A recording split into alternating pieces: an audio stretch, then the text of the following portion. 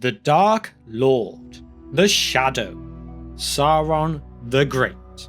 He is the great enemy of the Third Age, the terrible villain of the Lord of the Rings story, yet he barely makes an appearance himself. So what was he actually doing during the War of the Ring? Hello and welcome to The Broken Sword, James here. Today we are looking at just what Sauron did during the Lord of the Rings. Build me an army worthy of Mordor.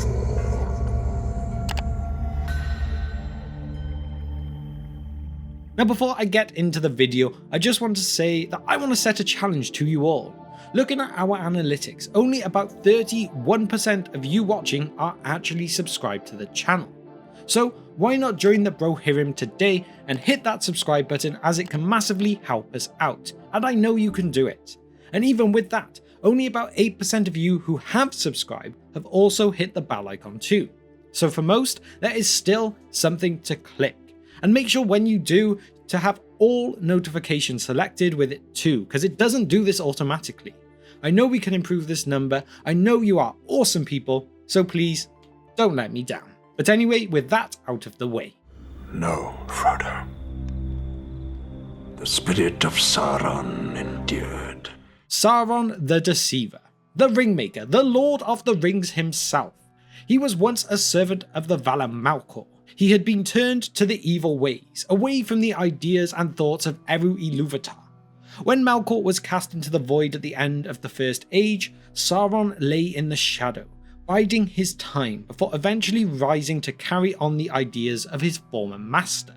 Much happened in the Second Age with Sauron, and we have a video going over all those events in greater detail, so please check that out if you want a more in-depth version, but if I sum it up very quickly here for you all. His wish was to rule Middle-earth in his vision. He had disguised himself in a fair form as Annatar, the Lord of Gifts, and this was to deceive the elves and have Celebrimbor forge the Rings of Power. Sauron then goes on to forge his true One Ring, giving him mastery over them all. This did not completely go to plan though. His plan was uncovered. Battles were then fought, and he was taken prisoner after the forces of Númenor came to help the elves. However, on Númenor, he used the power of his words to corrupt the rulers, eventually leading to the downfall of Númenor, with the island being sunk into the ocean. Now, he would return to Middle-earth, where eventually the last alliance of elves and men would form to finally bring him down, which their leaders, Elendil and Gil-galad, managed to do at the cost of their own lives. At least regarding his body, as Sauron's mind remained. Then, also, Elendil's son Isildur cut the One Ring from Sauron's finger, then he took it, separating it from Sauron completely. Now, this is where we get to the Third Age. Frodo does not leave the Shire with the One Ring until the September of 3018, but the War of the Ring technically starts a few months earlier in the June.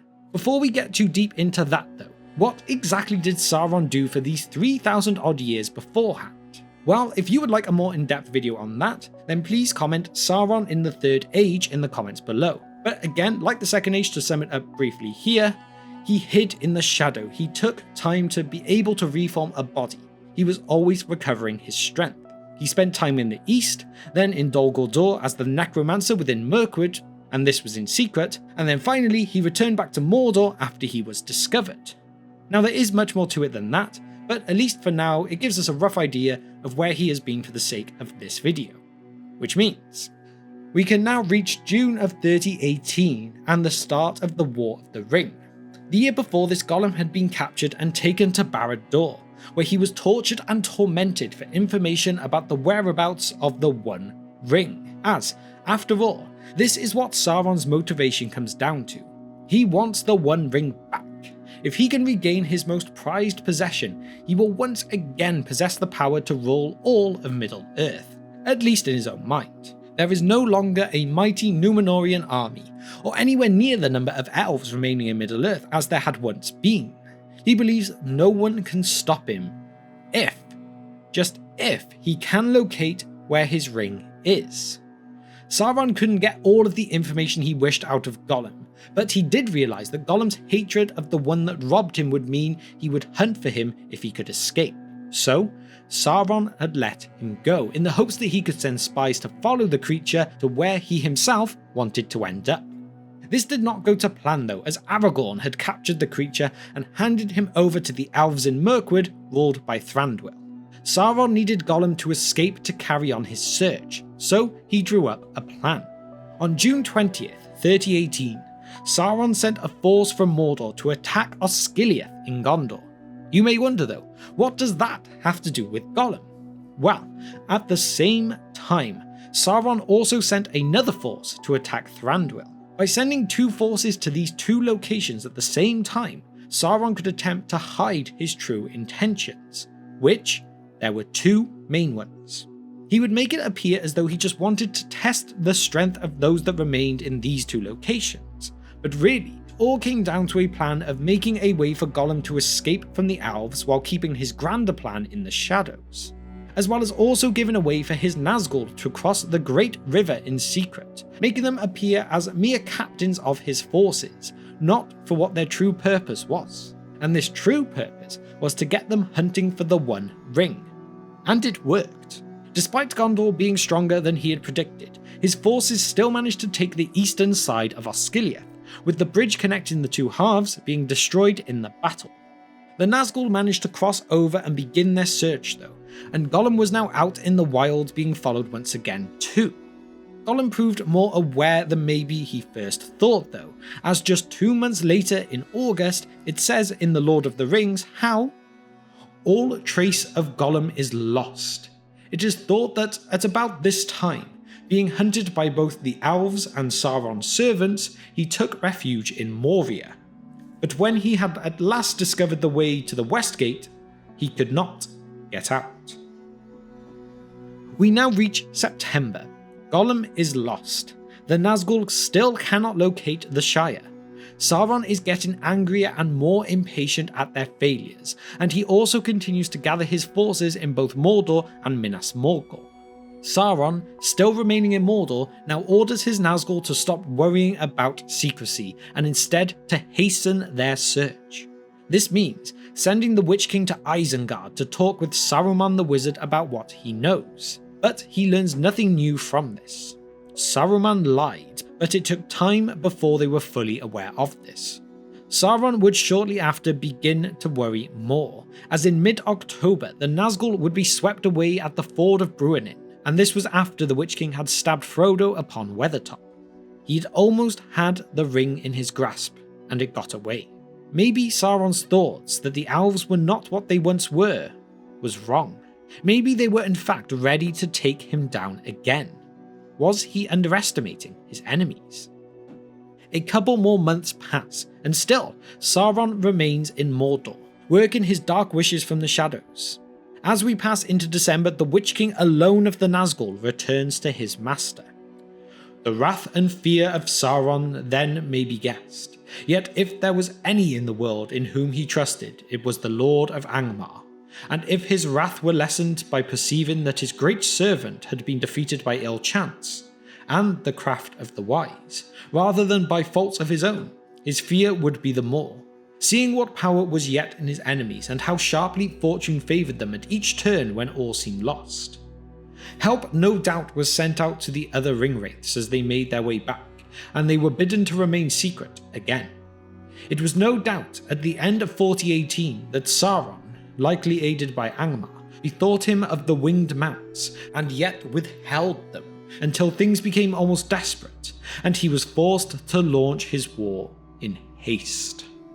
So we can see from this, Sauron still had trust in the Nazgul, or the Witch King more specifically, but he began to feel that his enemies seemed to have an element of luck on their side.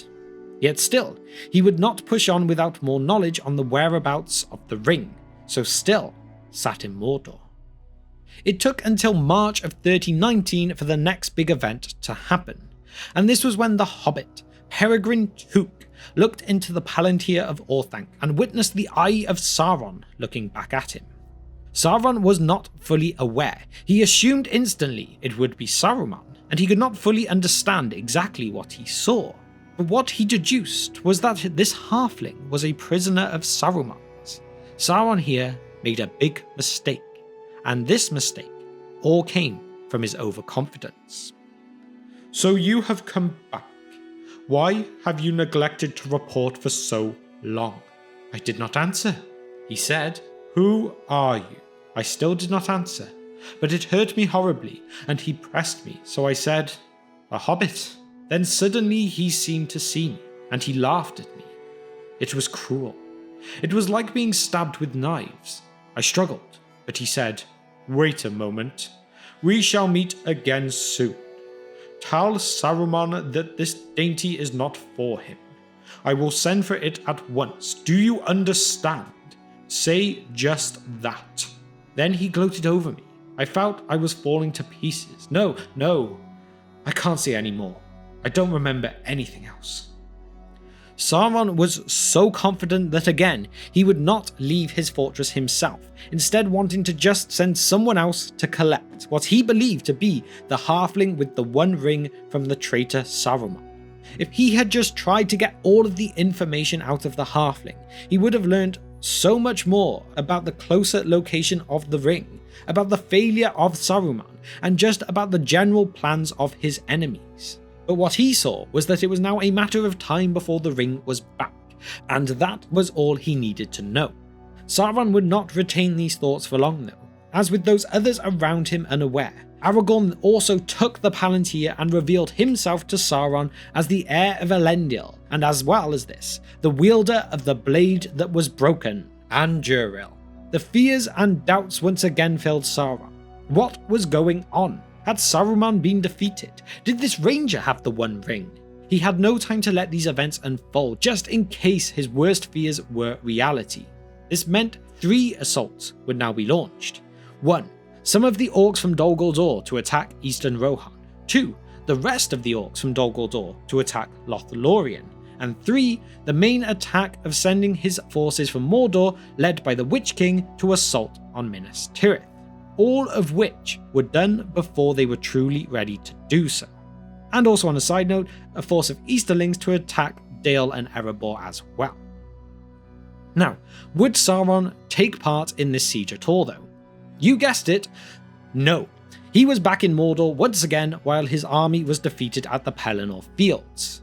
Despite this loss being a wounding one, he still had enough of a force back in Mordor to launch a second assault that his enemies would stand no chance of defeating them. So he wasn't really feeling anything like defeated yet. Also here, on another side note, the attack on Rohan was defeated within a day by the Ents, and this first attack on Lorien is repelled quickly too. One thing Sauron's thoughts were set on though, is that one of his enemies had the One Ring within Minas Tirith, so another attack was all but certain.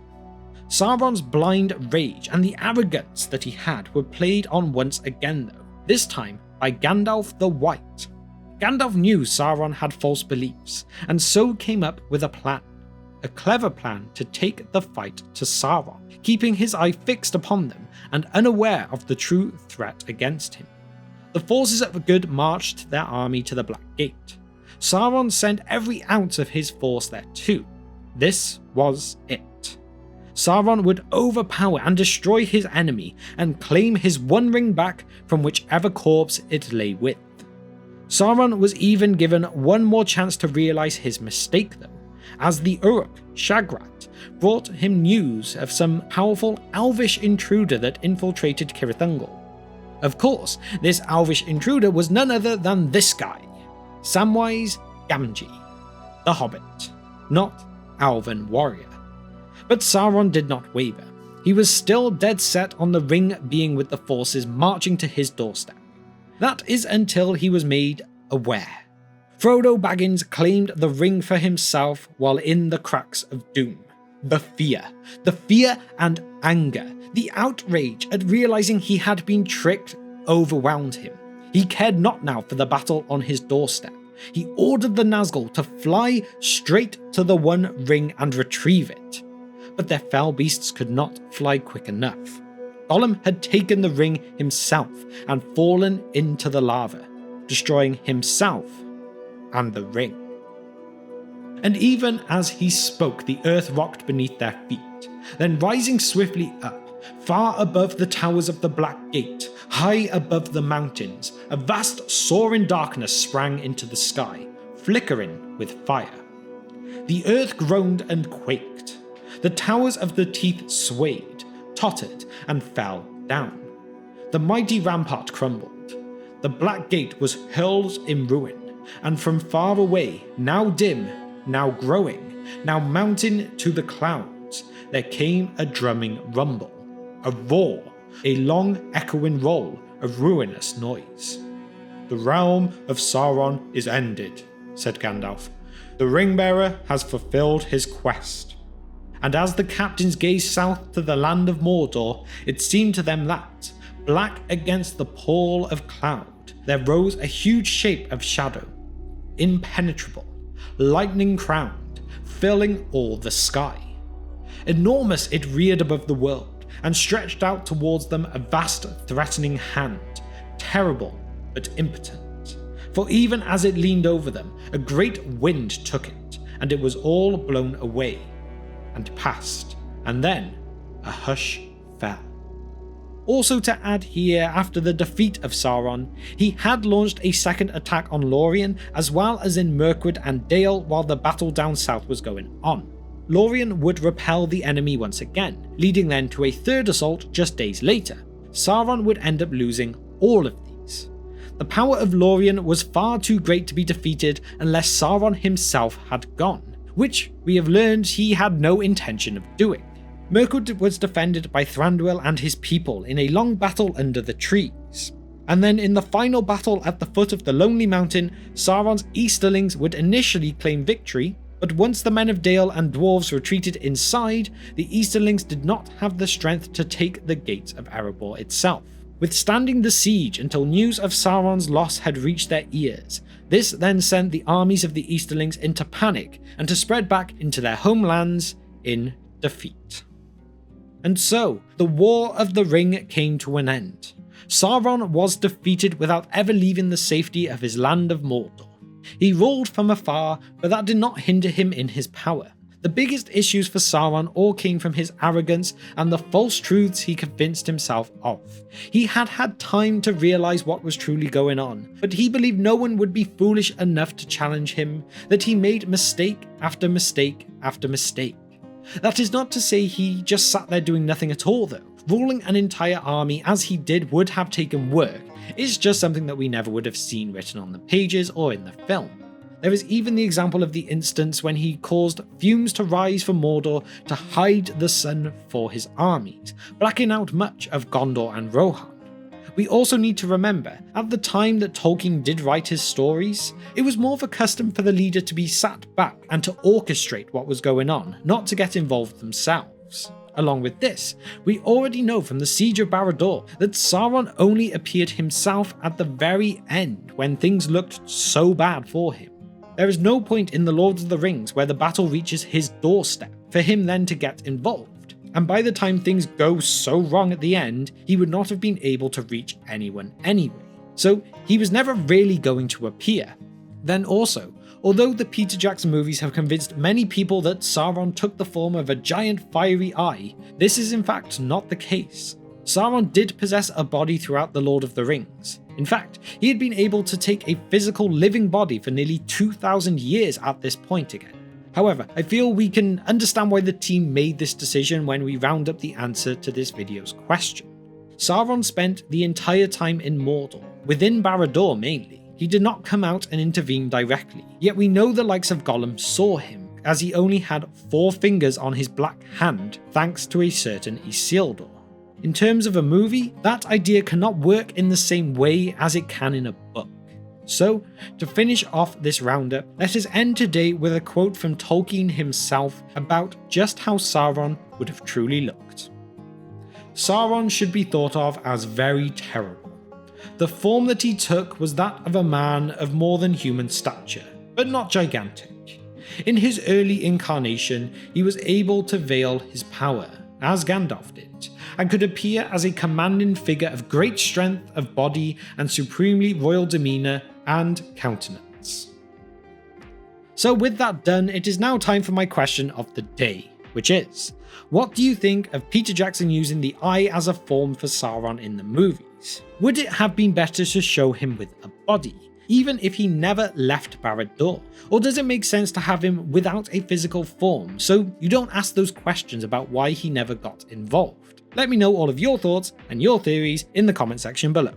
And also now to round it up, it's time to give a massive shout out to all of our patrons. You guys are incredible and you really make the world of difference to this channel. Firstly, we have our Divine Power tier members of Kevin and Abram. You are both awesome. And a big thanks to our Fire Demon tier members of Nashith, Denver Steel and Gregory. And as well, I cannot forget the Wizard Staff tier members of John, Andrew and Jennifer as well. Every single one of you is a true legend of the Bro Hero. So thank you if you have managed to get to the very end of this video with me today. Remember, please do all the great stuff, hit that subscribe button, make sure all notifications on the bell icon are ticked. And if you really did enjoy the video, why not drop a like on it too? And maybe give it a share with a friend. It really helps out the channel.